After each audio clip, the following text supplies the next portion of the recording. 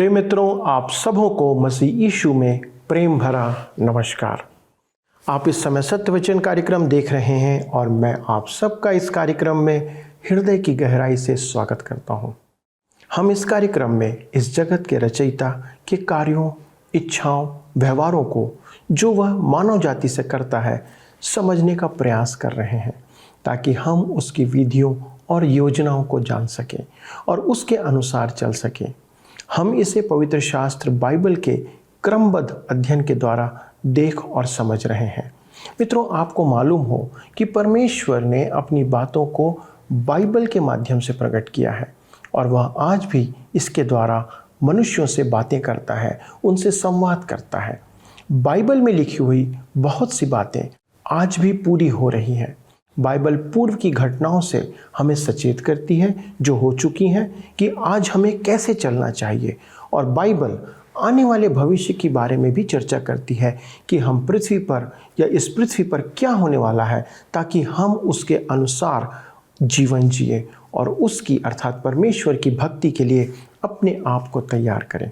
दोस्तों, हमने पिछले अध्ययन में इब्रानियों की पत्री से मानव जीवन के उद्धार के लिए जो प्रबंध परमेश्वर ने किया है उसके बारे में, परमेश्वर की अद्भुत योजना को देखा, सीखा, जाना और समझा।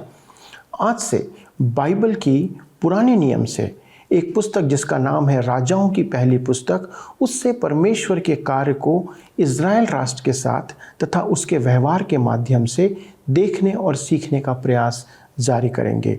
इज़राइल के साथ परमेश्वर संसार की जातियों में विशेष रूप से कार्य करते आया है, इसलिए ये अध्ययन एक रोचक अध्ययन होने जा रहा है। तो चलिए दोस्तों, देखते हैं कि आज के अध्ययन में परमेश्वर हमें किन बातों को सिखाना, समझाना चाहता है। आइए प्रार्थना पूर्वक बैठें और अपनी अपनी बाइबल में आप राजाओं की पहली पुस्तक को निकाल लें। मित्रों, आज हम अपने अध्ययन को पहले राजाओं की पुस्तक से आरंभ करेंगे और इसमें हम देखेंगे राजाओं की पुस्तक का परिचय। पहला राजा और दूसरा राजा दोहरी पुस्तक श्रृंखला में दूसरा स्थान रखती है। पहला व दूसरा शामुएल, पहला व दूसरा राजाओं, पहला व दूसरा इतिहास। आरंभ में तो ये पुस्तकें एक एक ग्रंथ ही थीं, शामुएल, राजाओं और इतिहास। इन पुस्तकों का विभाजन यूनानी अनुवादकों ने सेप्टुजिंट में किया था कि पाठकों को पढ़ने में सुविधा हो। मेरे विचार में यह एक अत्यधिक बुद्धिमानी का निर्णय है, यद्यपि इसका लेखक अज्ञात है। पहले राजाओं और दूसरे राजाओं के लेखन कार्य का समय मंदिर के रहते हुए ही था।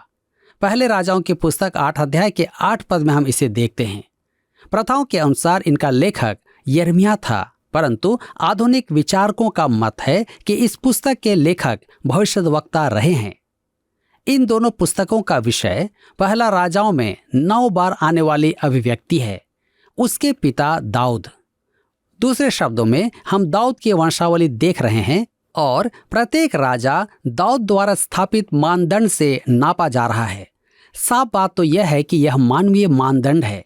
यह संसार का सबसे महान मानदंड नहीं है, परंतु हम देखते हैं कि राजा इससे भी चूक गए।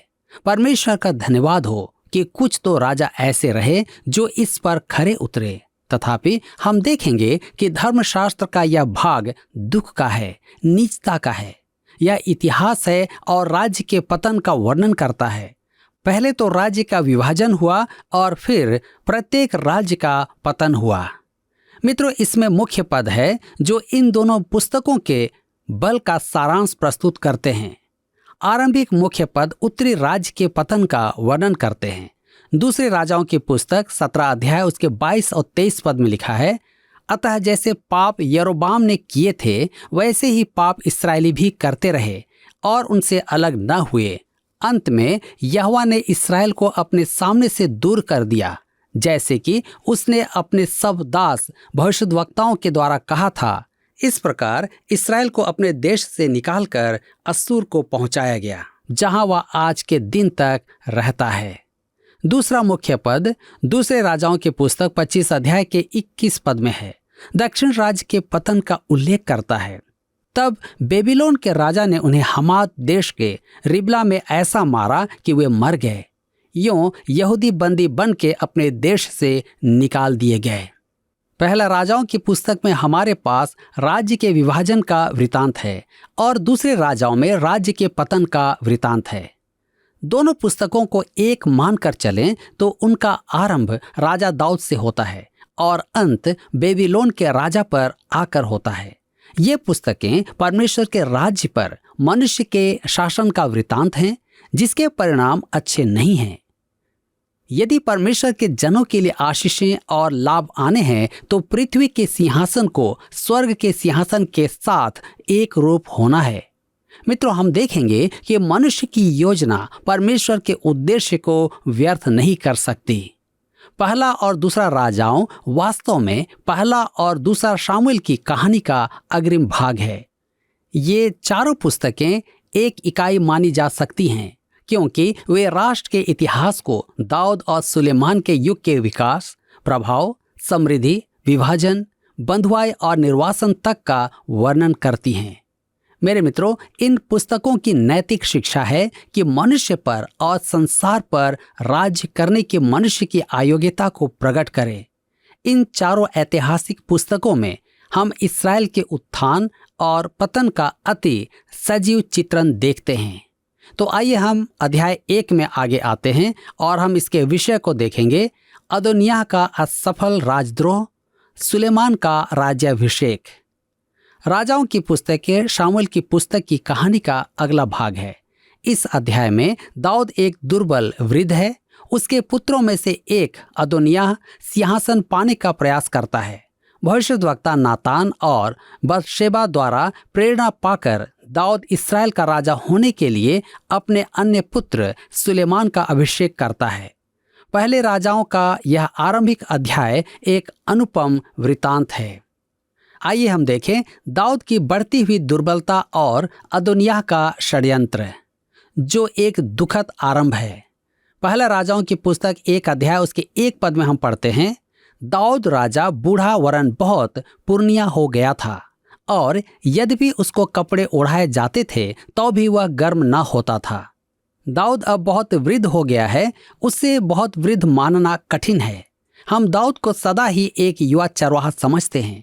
उसे दुर्बल वृद्ध पुरुष जिसे सेवा की आवश्यकता है स्वीकार करना हमारे लिए कठिन है। मेरे मित्रों, उसका पुत्र अदोनिय्याह उसकी इस दशा का लाभ उठाता है। वह अपने आप को सिंहासन पर बैठाने और राजा बनने का प्रयास करता है, परंतु यह निश्चय ही परमेश्वर की योजना में नहीं था। बड़ा षड्यंत्र और साठगांठ की जाती है। दाऊद के राज्य का भी यही गुण था। पहले तो हम देखें कि अदोनिय्याह कौन था। पहले राजाओं की पुस्तक में पहली बार सुर्खियों में उसका नाम आता है। अदोनिय्याह जानता था कि नातान बतशेबा की ओर रहेगा। नातान ने दाऊद को उसके भयानक पाप के समय संभाला था। बतशेबा सुलेमान की माता थी और अब नातान उसके पास जाता है। आइए देखें नातान और बतशेबा की योजना। पहला राजाओं की पुस्तक 1 अध्याय उसके 11 पद में हम पढ़ते हैं, तब नातान ने सुलेमान की माता बतशेबा से कहा, क्या तूने सुना है कि हग्गीत का पुत्र अदोनिय्याह राजा बन बैठा है और हमारा प्रभु दाऊद इसे नहीं जानता। ध्यान दीजिए, अदोनिय्याह दाऊद की पीठ के पीछे काम करता है। वह राजा का परामर्श खोजना उचित नहीं समझता। अब नातान अपना काम करता है। पहला राजाओं की पुस्तक 1 अध्याय के 13 पद में हम पढ़ते हैं, तू दाऊद राजा के पास जाकर उससे यूं पूछ, हे मेरे प्रभु, हे राजा, क्या तूने शपथ खाकर अपनी दासी से नहीं कहा कि तेरा पुत्र सुलेमान मेरे बाद राजा होगा और वह मेरी राजगद्दी पर विराजेगा?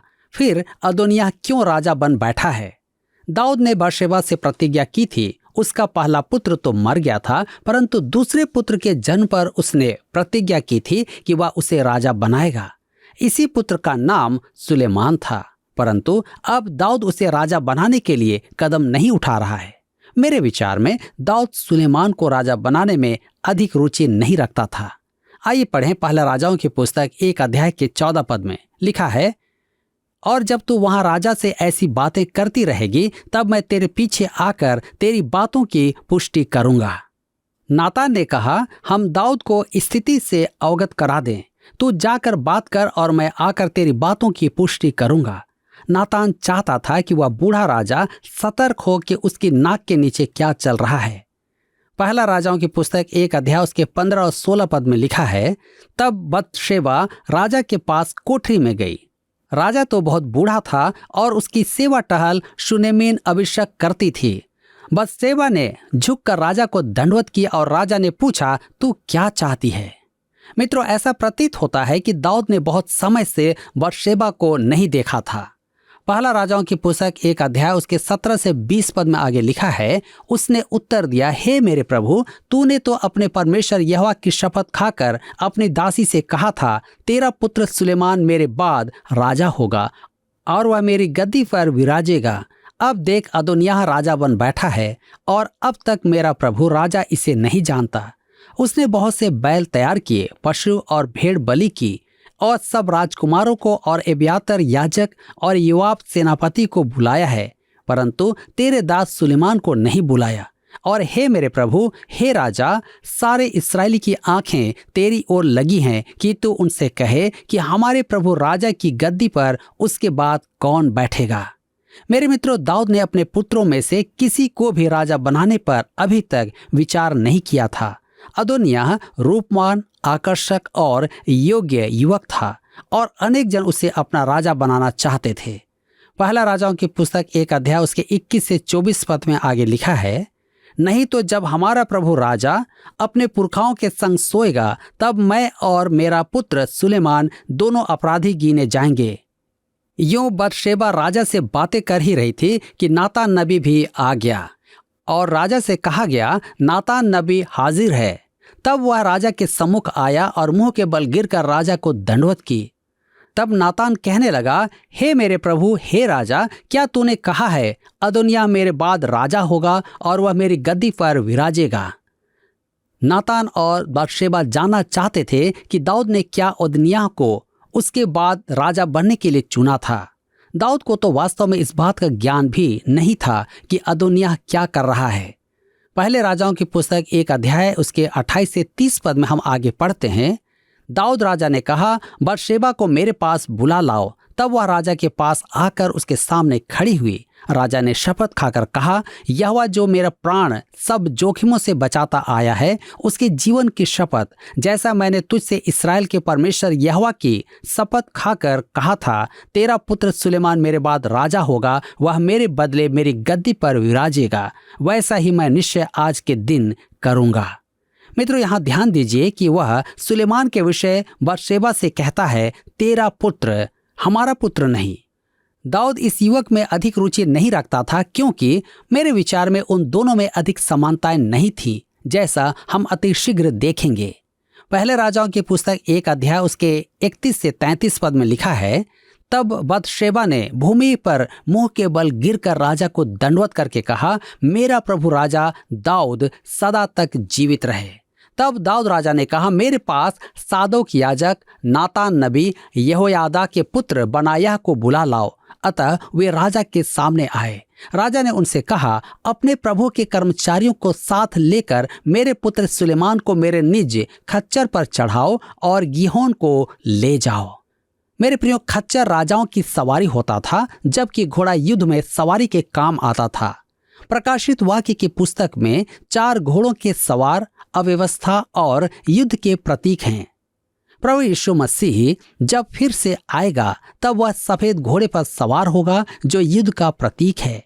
वह इस पृथ्वी पर विद्रोह का दमन करेगा और उसके समक्ष हर एक घुटना झुकेगा। प्रभु यीशु मसीह जब पहली बार पृथ्वी पर आया था, तब वह युद्ध करने नहीं आया था, वह इस्राएल का मसीहा होने के लिए आया था। यही कारण था कि जब वह फसह के समय यरूशलेम आया, तो गधी के बच्चे पर सवार था। यह राजाओं की शांति सवारी थी। इसी प्रकार अब दाऊद का अपना खच्चर तैयार किया जाना था और सुलेमान को उस पर सवार होना था। अब हम देखेंगे सुलेमान का राज्याभिषेक।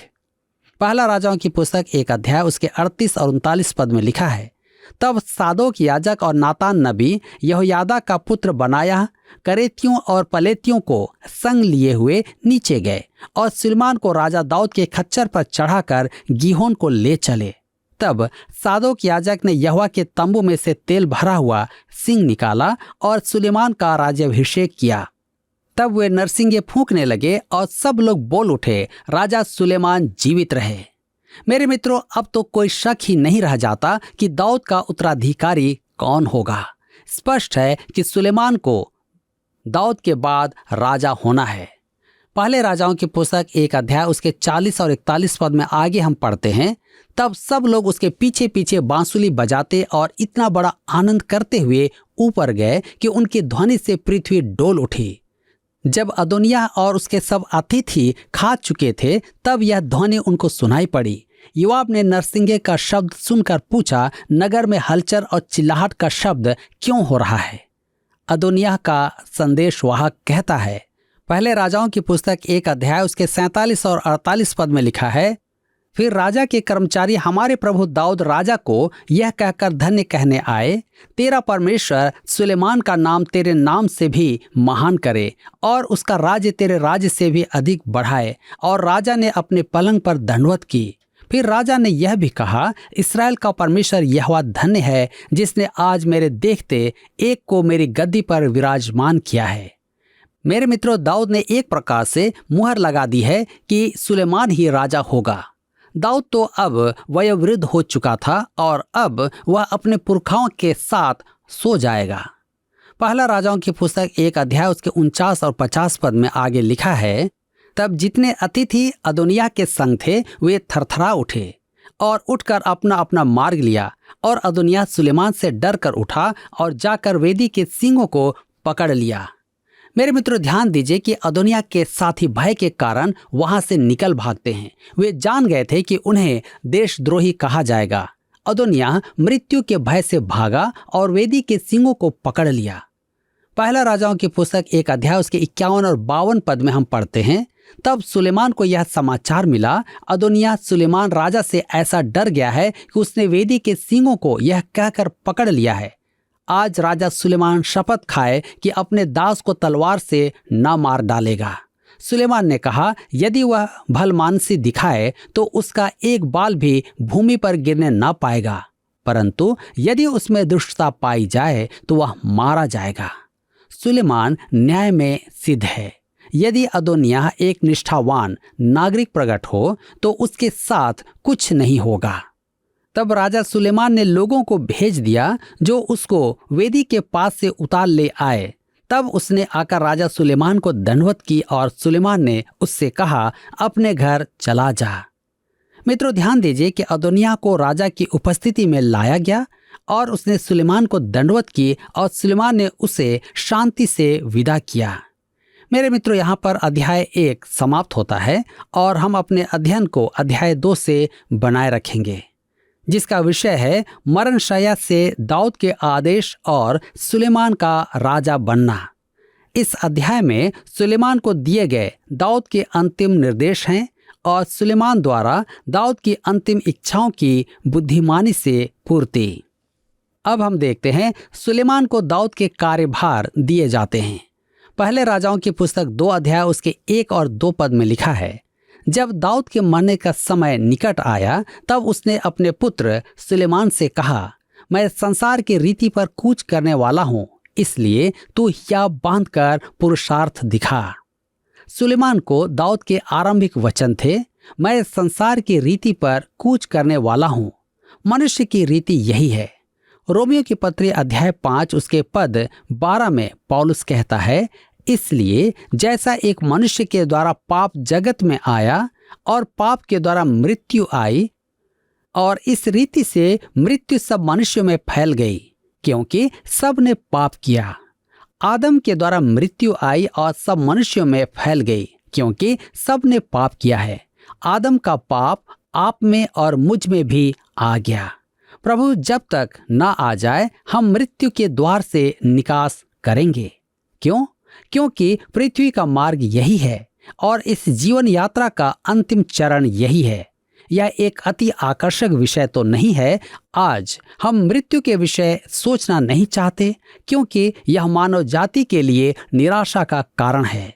हम भजन संहिता 23 उसके 4 पद में दाऊद के द्वारा से सुनते हैं, जहां पर दाऊद कहता है, चाहे मैं घोर अंधकार से भरी हुई तराई में होकर चलूं तो भी हानि से न डरूंगा, क्योंकि तू मेरे साथ रहता है। तेरे सोंटे और तेरी लाठी से मुझे शांति मिलती है। यहाँ दाऊद मरणशैया की सच्चाई के विषय नहीं कह रहा है। किसी ने कहा है, जो पल आपको जीवन देता है उसी पल से आपका जीवन लिया जाना आरंभ हो जाता है। दाऊद जीवन की तुलना अंधकार से भरी घाटी से करता है। जन्म लेते ही आपकी इस घाटी में यात्रा आरंभ हो जाती है और आप जितना आगे जाते हैं उतना ही अधिक यह घाटी सक्रिय होती जाती है। इस घाटी के अंत में मृत्यु है। आज हम सब इस घाटी से होकर चल रहे हैं। संभवतः आज आपका स्वास्थ्य बहुत अच्छा है, परंतु सूर्यास्त से पूर्व आपकी मृत्यु हो सकती है। मेरे प्रियो, दाऊद सुलेमान से कहता है, तू हिया बांध कर पुरुषार्थ दिखा। यूहन्ना बपतिस्मा देने वाले के पास आने वालों से प्रभु यीशु मसीह ने कहा, मत्ती रचित सुसमाचार 11 अध्याय के 8 पद में, फिर तुम क्या देखने गए थे? क्या कोमल वस्त्र पहने हुए मनुष्य को? देखो, जो कोमल वस्त्र पहनते हैं वे राजभवनों में रहते हैं। यूहन्ना बपतिस्मा देने वाला जंगल में बड़ा हुआ था, अतः वह एक कठोर मनुष्य था। हमारा प्रभु भी कठोर मनुष्य था। मुझे प्रभु यीशु के चित्र अच्छे नहीं लगते हैं, क्योंकि उसमें वह पौरुषहीन और दुर्बल लगता है, जबकि कुछ आधुनिक चित्रों में तो प्रभु यीशु को अधिक पुरुषोचित दर्शाते हैं। क्या मैं आपको यह बता सकता हूं कि जब वह इस पृथ्वी पर घूमता फिरता था तब आप एक कठोर मनुष्य को देख पाते। उसके हाथों में गांठें पड़ी हुई थी, क्योंकि वह बढ़ई का काम करता था। निसंदेह वह परमेश्वर था, परंतु वह एक पूर्ण मनुष्य भी था। वह परिपूर्ण मनुष्य और परिपूर्ण परमेश्वर था। सुलेमान अपने पिता के समान नहीं था। दाऊद एक पुरुष था, परंतु सुलेमान में पिता सदृश पौरुष नहीं था। दाऊद तो परिस्थितियों के अनुरूप कठोर हो गया था, परंतु सुलेमान राजमहल में वरन जनाना खाने में पला था। क्या कारण था कि सुलेमान के पास 1000 स्त्रियां थी? मेरे मित्रों, इसका उत्तर स्पष्ट है। सुलेमान यदि कुछ जानता था तो केवल स्त्रियों के ही बारे में जानता था। यदि कोई नारी सदृश पुरुष हुआ तो वह सुलेमान ही था। मैं नहीं सोचता कि उसमें और दाऊद में कभी कोई समानता थी। अतः दाऊद उससे कहता है, मैंने तुझे सिंहासन पर बैठाया है, अतः मैं चाहता हूं कि तू पुरुषार्थ दिखा। मैं जानता हूं तू ऐसा है तो नहीं, परंतु हिया बांध। कोमल वस्त्रों में बड़े हुए इस युवक को दाऊद का यह आदेश था। सुलेमान न तो दाऊद के समान था और न ही यूहन्ना बपतिस्मा देने वाले के समान था। वह हमारे प्रभु यीशु के समान भी नहीं था, परंतु वह अब इस्राएल का राजा है, एक अभिषिक्त जन है। पिछले प्रश्न का उत्तर है बी, रोम। इस पत्री के लिखने के समय पौलुस रोम में था। आज का प्रश्न है, इस्राएल के सारे राजा किस राजा के मापदंड से मापे गए हैं? ए, दाऊद, बी, सुलेमान, सी, मिल्कीसिदक, डी, यीशु मसीह।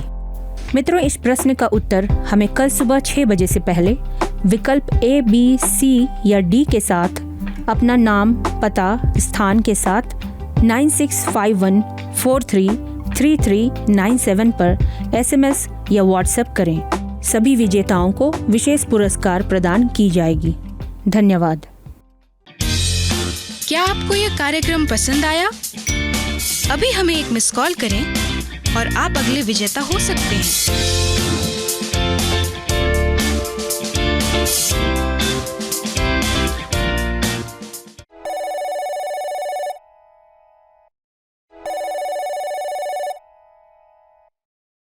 प्रिय मित्रों, जैसा कि हमने आज देखा, सुना और जाना कि जो वृत्तांत हम देख रहे हैं वह शामवेल की दूसरी पुस्तक की निरंतरता या कंटिन्यूटी है। जो घटनाएं दूसरे शामवेल में खत्म होती हैं, उसके आगे की घटनाओं को हम इस अध्ययन में देख रहे हैं। दोस्तों, दाऊद इस्राएली इतिहास में एक महान राजा था जो परमेश्वर के मार्गों पे चलकर परमेश्वर के कार्यों को समीप से देख चुका था। उसके गीत आज भी हमें शांति प्रदान करते हैं जो राजा दाऊद ने लिखे। लेकिन कभी कभी उसने चूक भी किया, कुछ बातों में गलती किया, जिसका परमेश्वर ने उसे दंड दिया। आज के अध्ययन में हम देखते हैं कि अदोनिय्याह उसका पुत्र अपने ही पिता के विरुद्ध राजद्रोह के लिए उठकर खड़ा होता है। यह दाऊद के पारिवारिक संचालन में कमी को प्रदर्शित करता है और दूसरी तरफ पूर्व में उसके किए कार्यों का प्रतिफल को भी प्रकट करता है। इसलिए हमें इससे सीख मिलती है कि अपने बच्चों को हमें प्रारंभ में ही वचन के मार्गदर्शन और शिक्षा प्रदान करना चाहिए और इस बात को भी स्मरण रखना चाहिए कि परमेश्वर हमारे कार्यों का प्रतिफल हमें देगा। इसलिए सचेत रहना है कि हम कैसी चाल चल रहे हैं, आप कैसी चाल चल रहे हैं, मैं कैसी चाल चल रहा हूँ। हम अगले अध्ययन में दाऊद के द्वारा सुलेमान को दिए गए अंतिम उपदेश से अपने अध्ययन को आरंभ करेंगे और इस्राएली इतिहास से किए गए परमेश्वर के व्यवहार से सीखेंगे कि वह हमसे क्या अपेक्षा करता है। परमेश्वर आप सबों को इस बात में सहायता करे कि आप परमेश्वर के वचन के अनुसार बढ़ते चले जाएं और अपने परिवार को, अपने बच्चों को वैसी ही शिक्षा प्रदान करें जैसा परमेश्वर देना चाहता है। आइए प्रार्थना करें। हमारे स्वर्गीय पिता परमेश्वर, हम एक बार फिर से प्रभु यीशु के नाम से आपको धन्यवाद देते हैं कि आपने इस अध्ययन के द्वारा हमें अपनी उन गहरी बातों को जो आपने अपने वचन में दिया है उसे प्रकट किया और किस रीति से प्रभु आपने अपनी आशीषों को और अपने क्रोध को लोगों पर प्रकट किया जिन्होंने आपके साथ अच्छा और बुरा व्यवहार किया।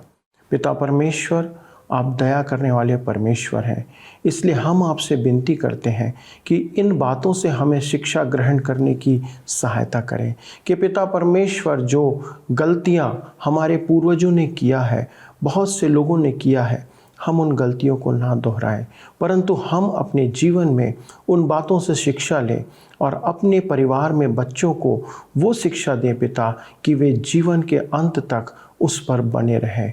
इसलिए पिता हम प्रार्थना करते हैं हमारे सारे दर्शकों की आप सहायता करें कि वे इस अध्ययन से द्वारा जो कुछ भी शिक्षा प्राप्त होती है उसे अपने जीवन में लागू करने वाले हों और उसके द्वारा आपकी महिमा प्रकट करें।